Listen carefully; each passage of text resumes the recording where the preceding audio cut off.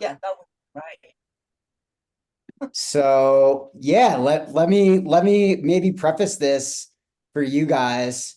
Xena is training for a very challenging ultra that involves some really steep, very technical descending. And this has kind of been an area of challenge for her. I guess it's fair to say throughout your running Yeah. career. And Yep. we're trying to work on ways to mitigate the loss of time that often happens for Xena in these really technical sections. So that way she can feel like she's really expressing her fitness to its fullest potential at this race. And knowing that this race is really hard and that terrain inherently does force her to slow down like it would any athlete, but that also, um, there is maybe a bit of a mental block there with that Oh, terrain. definitely. I'll let you fill in the Definitely. gaps there, Xena. So Sierra Blanca is basically the most technical race in our area. It's more technical than Zagama. It's more exposed than Zagama. There are chain sections. There are no full sections. There's scrambling, 3 points of contact at all times. The descents are steep, so 20 to 30% descents. Sometimes with drops off the side, sometimes not. Loose, My narrow. God. You can't choose where you put your feet because there are no choices. It's where your foot lands. There are sections of rocks which have jumps down like this as well as down climbing. So with the down climbing, if it's more than 2-3 feet, I'm bum sliding to get down. I'm not jumping it because you're jumping onto a 20% section that's loose. Uh-huh. None of it is steady. So essentially, I slow down to a very slow walk where I'm 100% in control. And what happened last weekend was I ran in this terrain, and yeah, I'm slower than I should be. Don't get me wrong, it is slow for everybody. It has to be, you have to be in control. But then I ran my local trails, which are also loose but not quite as steep and are familiar. And I literally knocked 45 seconds per kilometer off because I felt more comfortable. So there's a mental block there. While I feel comfortable in the terrain, I'm not like I'm going to die. There is obviously a block there that is holding me back, that's making me slow down to make sure that I 100% feel safe. Hmm. Does that make sense? Yeah, that definitely makes sense. Um, that's tough because I feel like if there's It's not safe terrain, essentially. it's not the terrain,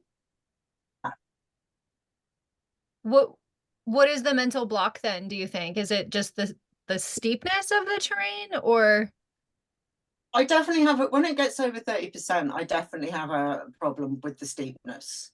I mean, gotcha. don't get me wrong, when it gets to 30%, I'm not that flexible, so I do struggle a bit that way. But when Mhm. it eases up slightly, I should be able to move better.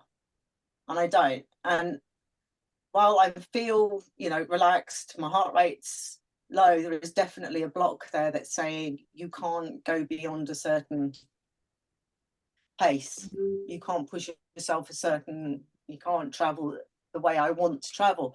And it's so infuriating because this has nothing to do with fitness at Yeah, all. yeah. I would say like there's a couple different like mental training skills that you could implement here, and one is obviously imagery. You can sort of like imagine yourself running across those sections of the trail that are really scary to you. But I think like the brain body connection is also super apparent, right? Where like if you Yeah. feel unsafe, your body's going to slow down so that it feels in control of its actions in an unsafe environment. So I think that doing any sort of like visualization techniques or imagery to help you get used to that terrain. But then there's also the option of running more of that terrain as a type of exposure therapy to like prove to yourself and like your body that you're not unsafe, right? Like that Yeah. you've done it before, so you can do it again. And maybe you could do it a couple of different times in different scenarios where like, you know, one time you go through it really slowly and like make sure that you're like kind of like scouting the course, right? Like you said, there's not anywhere really to like put your feet but where your feet land.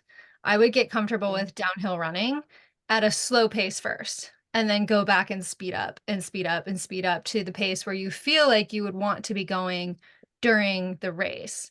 That way you're building that confidence, and by the time you start the race, you already know that you can do it because you've done it. Yeah. And then if getting to the course, I'm depending on going back this weekend. how far away it is, yeah, like I would just go over and over. It's 30 minutes down the road, so it's really easy to go So it's to. close. Okay, cool. Yeah, yeah. I would definitely just practice it. I mean, like, I think in mountain biking, they call it sessioning. You could just session that section of the course that you're most afraid of and try to get It's comfortable with it. there's literally, so it's a 62K race, and there is 19 hours on the clock for good reason. Yeah. So Oof. there's literally 4 kilometers that's not super technical. Oh, wow. It's something else. I've run, this was my first trail race I ever ran as a 10K. And then the next year I did the 30K. And then the next Mhm. year I did 40K. And then I volunteered every year since. So I know the terrain because I usually either sweep it or take down all the markings after the Uh-huh. race. So you're really familiar with Um, the course then? so I'm really familiar with it. Yeah. Okay. Yeah, I mean, I would say session the technical sections that you're more intimidated by. Like Okay. go get like intimately familiar, you know, like you're gonna best friend the terrain here. But then I think at a certain point, your confidence will build to the point where like you know you can do it, you've seen it, like you kind of understand it, but like at a certain point you're just going to have to trust your body. Like you're just going to have to Yeah. trust that you know what to do, you know. And I know that that's scary, especially in terrain like that with like, you know, consequences that could be painful if you fell or, you know, if you slipped or something. Are you practicing with poles going up and down this terrain? Are you going to use poles? Have Yeah. you? So the other thing I should say, the 62 kilometers, the true ascent and descent is 5,000 meters. What's Oh, that? steep. Oh my God. 15,500 feet. Does that sound Yeah. about right? Hmm. Up and down. That's But steep. yeah, it's steep as well. Okay. TJ, So I'm interested the what goal, your advice was here. Like, did I just sort of mirror what you said? I feel like being as familiar with the terrain as you can be um is going to be really important, but this might be more of like a and Zena, you can tell me if I'm wrong here, but it seems like it might be a combination of like confidence and anxiety. So when those two it's are combined, there's some like anxiety management tools that like I can help you with. But confidence, like the best way to build confidence is consistency. Um, yeah, more anxiety. More I anxiety. don't, Okay. I feel if I had short sections of this kind of terrain, I have no problem with it because I know I can make up the time elsewhere. Hmm. But to have so much of it, So let me just step in for a second because I think no, I have the time cutoffs. Zena might be frozen there. Oh, did I? Yes. Yeah, let me step in for a second here. I think that's really sound recommendations, Kristen. Hopefully Zena can hear because she's frozen again, but I guess coming over from Spain, there's gonna be some lag. Yeah, I love the mental imagery and practicing. I mean, I think, you know, those two things in conjunction can build, I would say it's more than building confidence, it's building a tolerance for that terrain. I think confidence is a really overused thing for runners because it involves your perception of your ability to do something. So confidence is completely based on a feeling. It's not necessarily rooted in any kind of logic and what your actual capability is. Your confidence can change day to day based on a number of different factors, you know, that are sometimes that are outside of your control. So in a situation as challenging as this, we know we have the terrain, which is a limiting factor. I think it's much better to think about some, in conjunction with the imagery and practicing, is to think about some like process oriented goals that you can then commit to focusing on as you move through that terrain. So maybe one is like breathing and remaining calm. The other one is like, I don't know, staying smooth and efficient. Because those things you are much more in control of and if you focus on those things, it could help elicit the kind of the way you want to move. Because the issue is you want to move through this terrain more efficiently so you don't lose time there, because in the past you've lost a lot of time there. And even if you hike really hard and run ups really hard in a race like this, you're not going to make up that time, or it's very unlikely. So, you know, you need to be able to do the best you possibly can in those sections. And I think like hoping for a feeling is like wishful thinking. You should stay committed to the things you can control, and then work to having a mindset of acceptance around, you know, I'm doing the best that I can in this moment, given the terrain and the circumstances. So I think it's really like having a specific attitude or like specific mindset around those moments in the race, and practicing that over and over again in training and in visualization, that can really make the difference. Because what I hear is like the biggest thing is your perception around how you do in those sections. Like I hear a lot like it's not good enough, it's not fast enough, I'm losing time. It's like kind of judgmental, a lot of evaluation. But we also know logically, when we think about that terrain, like you're just not going to be moving like that fast through there, because if you do, like there's huge consequences to like slipping up. And so really probably what you should come up with, and this should be your own words, your own language for it, because that's going to help it stick for you. And I don't want to be the one telling you what to do, but something around, you know, the feeling of moving through there, what you're looking to feel. Is it efficiency, or is it smoothness, or, you know, is it calculation? You know, is it purposeful? You know, is it stability? You know, like you should try to find the things that you can focus on, and then, you know, stay committed to doing that in your training and your visualization. I think over time, then your perception of your ability will change, rather than like, I don't know, trying to just be hopeful that your confidence will change. Because we've done this many times together, different iterations of this. We've come up with different races with, you know, maybe sections that were like this, and the steep terrain has always been tough with your confidence, right? So like we don't want to rely on confidence, because that's a variable sometimes we just don't have control over all the time. You know, sometimes I wake up and I'm tired and I'm like, I don't feel confident today because of all of those other things. I didn't sleep well, you know, like maybe I had a tough day the day before and it made me feel a certain way. So like, let's try to remove that confidence and stay like, how are we committed? I did my visualization every day before I went to bed. I, you know, ran that terrain at least once or twice a week to build my tolerance of it. You know, like let's stay committed in the actions we can take. Yeah. I think removing the confidence is a good idea. Yeah, I did fall in a race on this terrain as well, and ended up in the back of an ambulance. So it kind of that is always going to play. Now, don't get me wrong, it was only bumps and bruises, but it took me out of the race.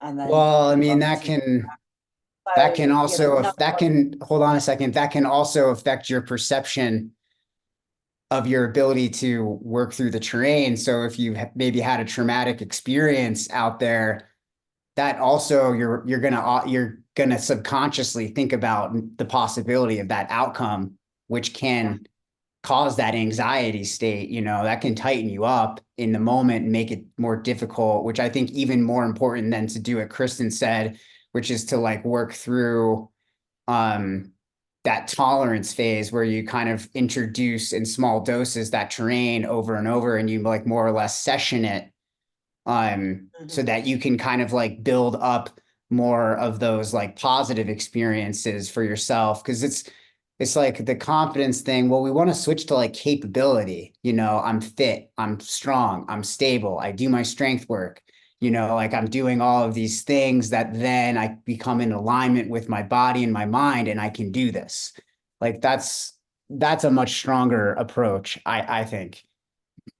Yeah, I agree. And Zena, I definitely want to like address too that like the anxiety that you're feeling is real and like is totally normal, and it's a totally healthy reaction to perceived dangers that sort of are triggering these feelings, you know, within you, whether they're like physical, mental behavior changes. And I think what TJ is saying is that like you can restructure the different techniques to get through this challenge on the course.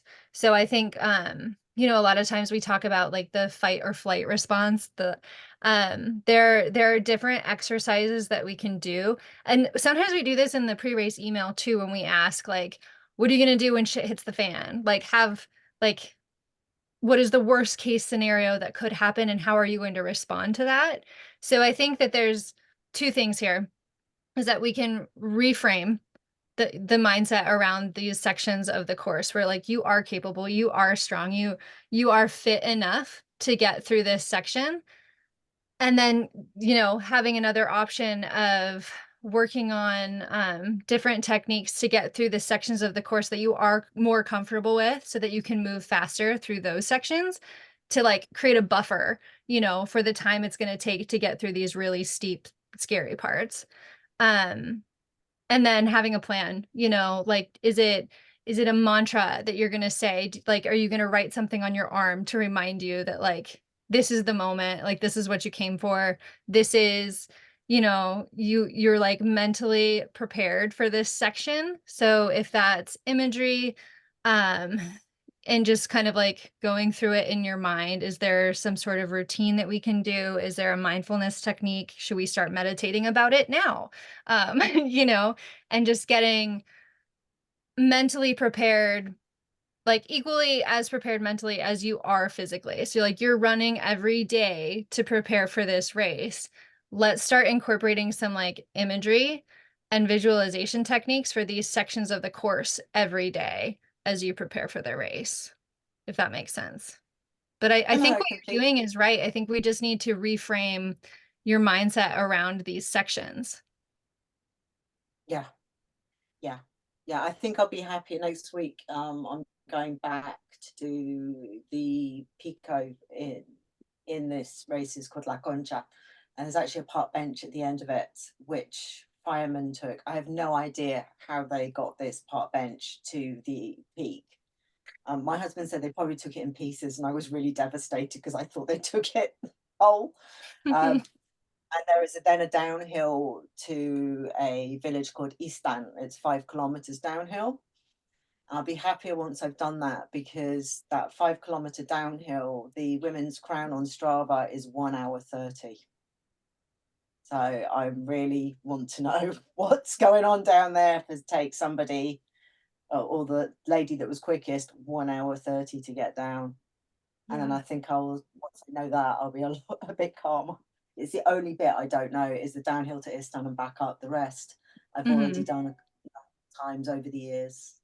Yeah. And sometimes I think actually seeing the challenge with your own eyes and assessing it makes it Yeah, easier, right? It's like, you know, it's like finally getting a close-up look of the boogeyman and he's like a Labrador retriever or something and it's not that scary.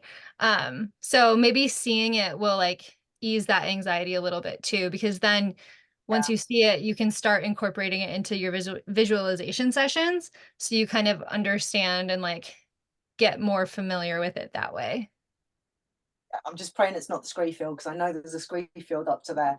And I'm just praying they're not taking us down. That's all I'm saying. Yeah.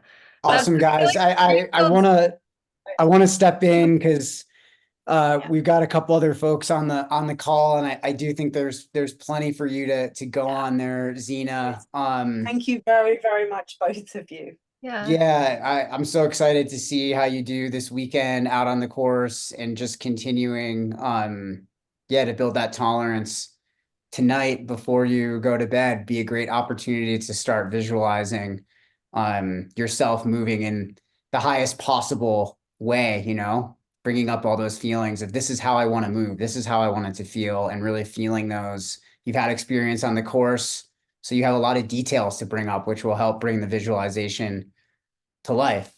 All right, Claire, you had a question, right? Yeah, I think kind of definitely an easier one. That sounds super gnarly, Zena. That's amazing. I'm a very non-technical trail runner, so that sounds absolutely terrifying as soon as you mentioned a rope at some point. But yeah, my question's a bit broader. I've seen kind of conflicting or diverging opinions on this online, so I'm curious what your thoughts are as coaches.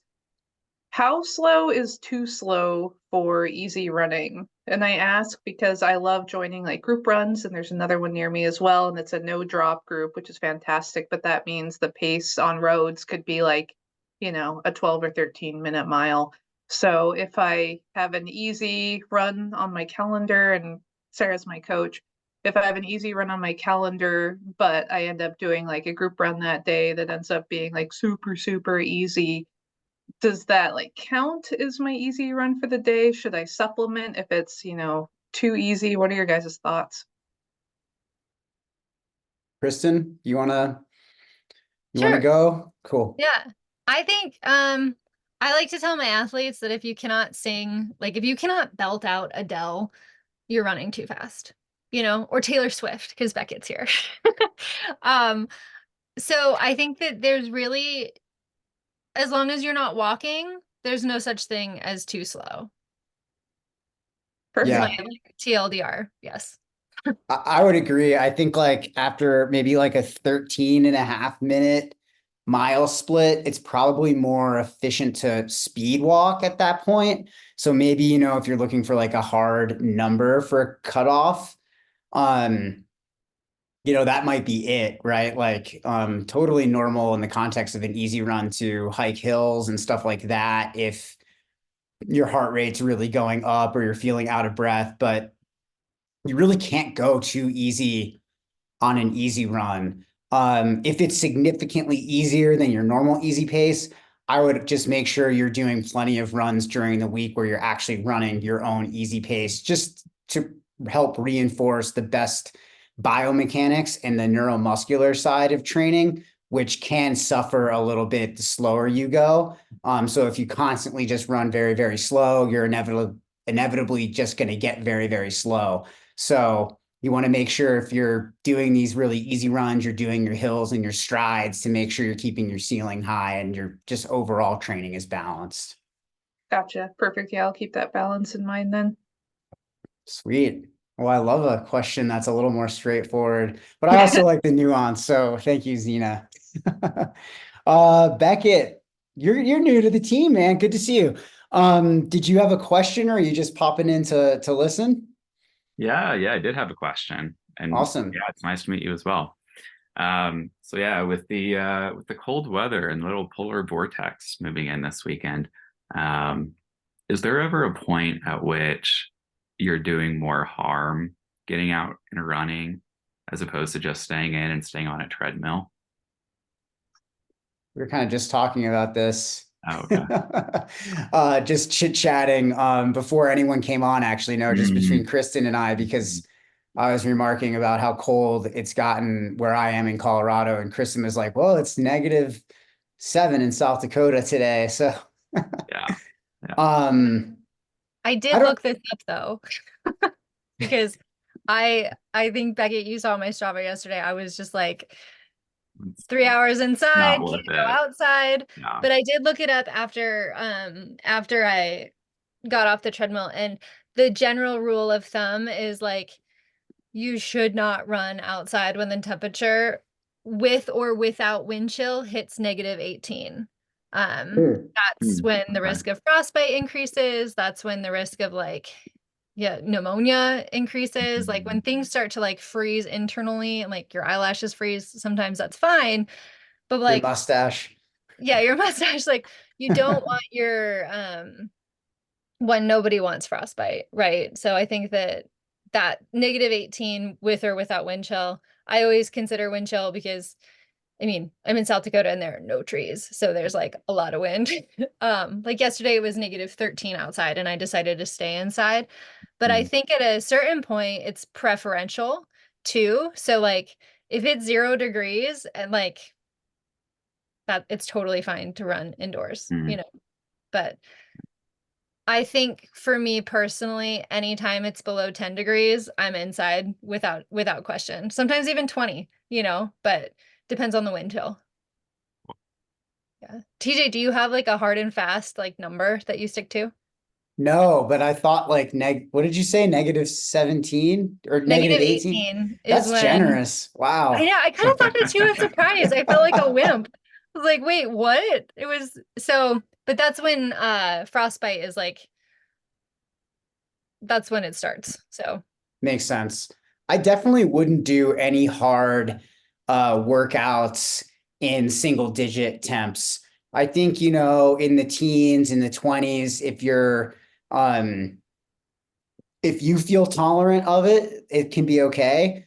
But if you're doing intervals and stuff like that, personally, I wouldn't risk it. If it's going to be, in the low 20s, I'll go to the treadmill, to do my interval work. Or I'll do long runs on the treadmill if it's maybe going to be in the single digits or in the teens. But if it's just easy running, I think that's totally based on what your tolerance is up until, nobody needs frostbite or no training is worth long-term injury or so again, -18 or what Kristen mentioned is just like what your tolerance is. I have seen some athletes get some issues with respiratory stuff from doing intervals in temps that are in the teens and maybe even into the 20s. If you're kind of one of those athletes who maybe is asthmatic or just has a little more sensitivity in your respiratory system, I would just caution you, like no harm in using the treadmill. Especially if it's cold. Sometimes the treadmill is just like lowers a barrier.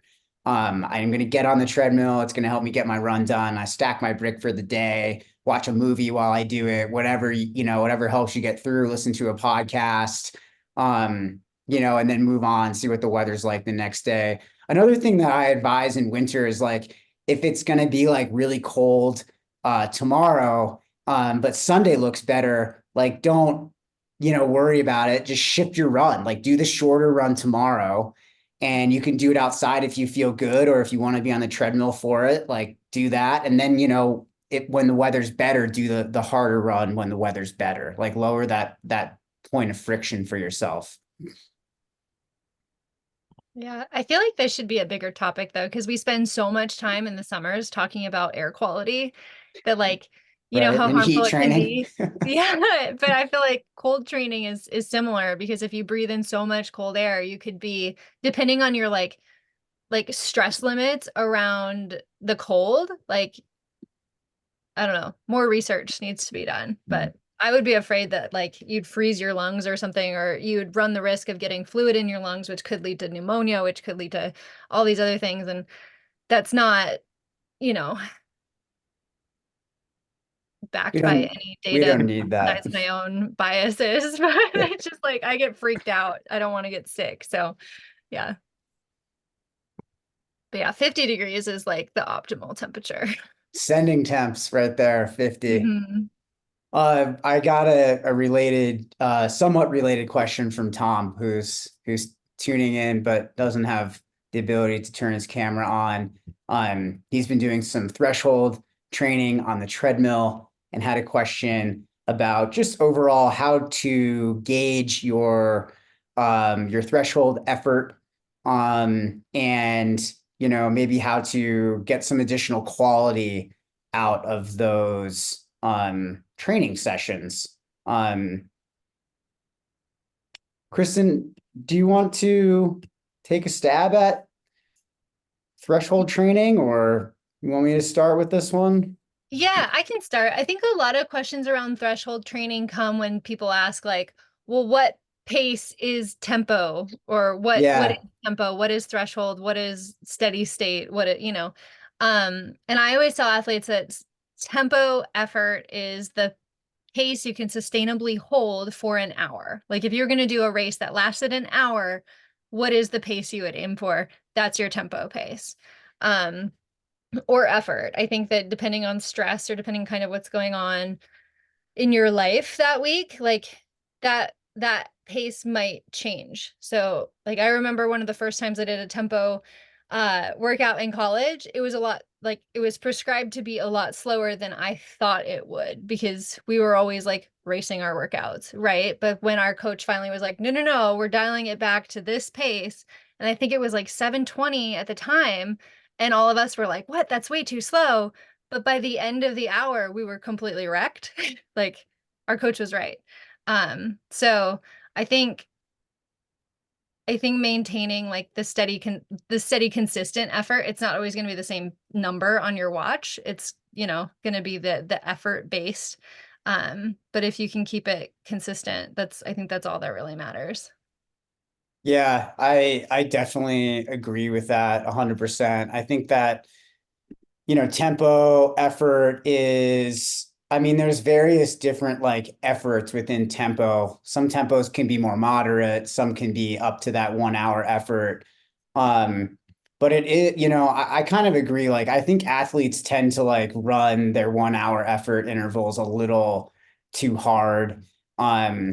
And I can kind of see that in the data when I'm looking back at the workout, because they start fast and then they fade throughout the entire workout. Each individual interval, if we're breaking it down into smaller intervals, or if we're doing like a 15 or a 20 or a 30 or a 40-minute tempo, I consistently see the athletes like effort decreasing, their output levels decreasing, not their effort. The effort's probably staying pretty relative, but the output level is decreasing, which to me indicates you're kind of overcooking it. And like Kristen said, you don't want to race these. Like, it's much better to be controlled. We're kind of looking for a 1 hour effort tempo. We're really looking for like that 8 out of 10 effort. It feels pretty uncomfortable, but it's also not like completely uncomfortable. It's that kind of like in between state where towards the end of each interval, yeah, you're definitely focusing to maintain the effort, but you should be able to maintain the effort, and your effort should, the output level shouldn't totally drop off. And something that I often tell athletes is always better to like start a little bit easier and then crank it up a little bit more towards the end of each interval, than it is to start fast and to fade, and to try to kind of negative split those workouts, to keep the quality higher, to ensure that like you're kind of staying within that zone and you're not overcooking. Because as soon as you overcook, you start to develop a lot more blood lactate levels, and then it gets really difficult to recover. That can end up impacting your metabolic efficiency as well. So again, I think, like rules of practice here, like better to start a little bit easier. It's kind of that comfortably uncomfortable zone. If you can't sustain the effort, 1 hour effort, paced interval for like 3, 4, 5, or 6 minutes, you're not going 1 hour effort, like very clearly, right? Like if you can't sustain the pace you think you can run for 1 hour for 6 minutes, you're not doing it. You're going too hard. So try to adjust. I think for a lot of folks early in winter, you start to do a little threshold training. There is like a period of calibration So, give yourself grace, try to learn from each workout and refine each workout as you go, not sure if you have any additional input on that, Kristen. No, I agree with you. I think one other thing that I would like to say is that like after any workout, like you shouldn't be so gassed that you're like crawling, like you're not like workouts are not meant to prove your fitness to your coach. They're meant to improve your fitness over time. So when I'm going through like the data of a workout, I'm not saying like, wow, that was so impressive because of a pace. I'm saying, wow, that was so impressive because you held a certain consistent effort throughout the whole thing. And I can see like the ebbs and flows, especially in Training Peaks where it like really breaks it all down. So, yeah, I mean, like for me, a lot of times I tell my athletes, like, you don't have to prove anything to me. Like we're here to improve together. So I think sometimes, and I've done this before too, as an athlete where I just like, really want that kudos from my coach or like the acknowledgement. But really the acknowledgement comes after the stacking of bricks for like months and months and years and years and years. So that's all I have to say about that. Hell yeah. Love that. Sweet. Thanks for the question, TJ. What you got a follow up, Tom? Nope, no, I was just saying thanks for the time on that one. Oh, no problem, man. Thanks for the question. I think that's such an important one. James joined in. James, you listening today, or perhaps you've got a question for us? I was I going have a to ask, I question. was like, James, are you Zwifting today while listening? Eating lunch. Nice, dude. Nice. Yeah, speaking of all the treadmill stuff, so I think for the longest time I'd heard and then thought that you should keep the treadmill incline at like a percent or 0.5% to mimic outdoor running. Is there any science to back that up, or does it matter? Sometimes it's nice just to vary it, every 10 minutes just to, not be bored on the treadmill. But is there a recommended, like, say I'm gonna pick one incline to do a tempo run on, can I just leave it at 0, or is it better to raise it up a little bit?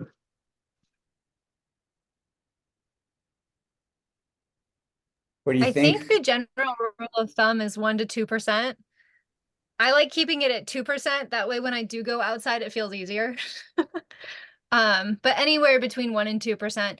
Sometimes when I'm doing longer runs on the interval, longer runs on the treadmill, I'll go up to like 5 to 7 and like time it out like 2 minutes, drop down, go up. But like, try to average out that 1 to 2%. If I'm just doing a steady run, I just pop on 2% and just hold it. But I think anything above that is too much. Like it's gonna take away from the workout potentially. And then anything, obviously, if you have a negative setting on your treadmill, running downhill could be great if you're training for a downhill event, but 1 to 2%. What do you think, TJ? Yeah, I agree. I've always heard 2% as kind of the running rule. And to me, it feels a little more like running on a pretty steady flat surface when outside. I feel like 0 almost feels like downhill running for some reason on the treadmill, but it's also like a mental thing too, because I feel like if it's at, I feel like if I don't have a little resistance on the treadmill, like, cause it's just moving underneath me, I feel like I'll just fly off this thing. Like it's good to have a bit of that resistance. But if you look at like, I think really where some of the science is around these rules, it's more about limiting impact forces. So when we have a bit of a gradient, it helps to act as a buffer against injury. And because for a lot of folks, treadmills tend to feel like pretty poundy. Like there's a lot of impact force there, especially because that's the way that it works with the band on the bottom just moving underneath you to keep you, moving forward.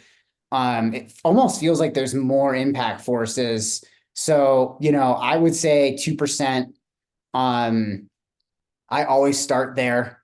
And then if I'm just like wanting to make my runs feel a little bit more interesting, I will do what Kristen said she does, which, just to go up the gradient a little bit for a while, then come back down, then go up a little steeper, come back down, mixing in those, we kind of call them tread hills or whatever, is a nice way to add some variety to your run, build a little bit more strength. It could help, I don't know, you take an easy run that's on the treadmill because of conditions and make it match a little bit more closely to like what you're doing in an upcoming race. There's a lot of ways you can kind of use the treadmill to like hone in on things, but I do think like 2% is probably like a fair number to use. Cool. Thank you. Yeah. Yeah.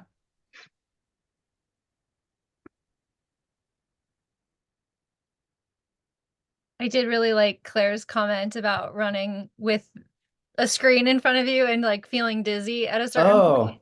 I've definitely experienced that. And when I do experience that, I'll like have a book downloaded on Audible or like a podcast lined up and just pop in my whatever ear pods and go from there. And that seems to help a little bit just to like get my eyes, zoom out a little. But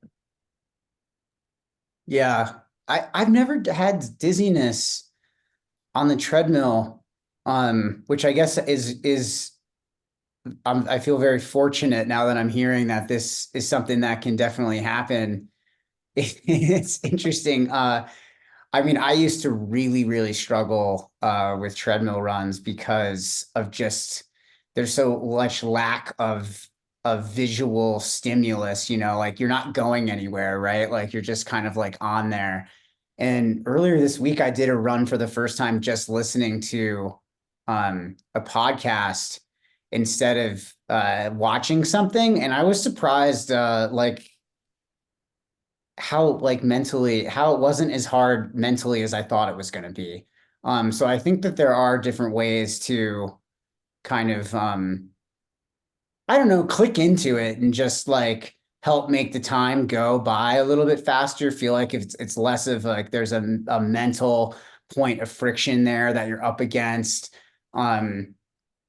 Whatever works for you, I think is like really the important thing. Certainly if like you're getting dizzy on there, be super careful of that because the treadmill is just running underneath you. And if I've had close calls with intervals and stuff on the treadmill where like I'm not slowing down. I'm not, able to like the mill's not slowing down fast enough. And just Being to dizzy jump is in, just sketchy. yeah, on the safety side, just a PSA, because this is not something I thought about till it happened. If you are in an area at risk for power outages due to the snow and storm, that's not a good time to be on the treadmill, because one time I was on the treadmill doing a little bit of speed work, and that was the exact time the power went out. So the belt stopped and I didn't. So I just went full force into the console and knocked the wind out of myself. So some treadmills will not automatically stop. It just depends on your model, but yeah, something to keep in mind if you don't want to fall flat on your back. that's what they make those safety Crazy. clips for. Yeah, which I Oh was my not. gosh. I Do you guys use I've those? fallen off a treadmill a handful of times in my life, so I get it. There were a couple of times where I was on a treadmill at the rec center in college once, and a girl that I ran, she was on my team. She often talked about running with her eyes closed, and I saw firsthand what can happen when you close your eyes for too long on the treadmill. So like, don't do that either. But yeah, I think as annoying as those little safety clips are sometimes, like they're helpful. They're really helpful. I might need to start using the safety clip just in case, just in case. Yeah. Sweet. I'm not sure if anybody else has any more questions or if anything's come to mind, just kind of based on what we've chatted about today, but wanted to thank everybody for tuning in and Yeah. being part of the roundtable. Yeah, thanks for coming, you guys. I'm gonna go run on the treadmill. Yeah. Yeah, hell yeah. I'm Thanks, already thinking everybody. about my treadmill run tomorrow. It's gonna be great. Yeah, safety clip or bust. That's right. That's right. I will be using the safety clip now. Thanks to you guys inspired me. Cool. All right. You guys have a great weekend. I'm gonna post this because I think that there's a lot of stuff here that's be helpful for the rest of the team. So Cool. all right. See you guys. Have a good weekend. Bye, Thanks, all. guys. Have a great Everyone. weekend. Bye. Bye.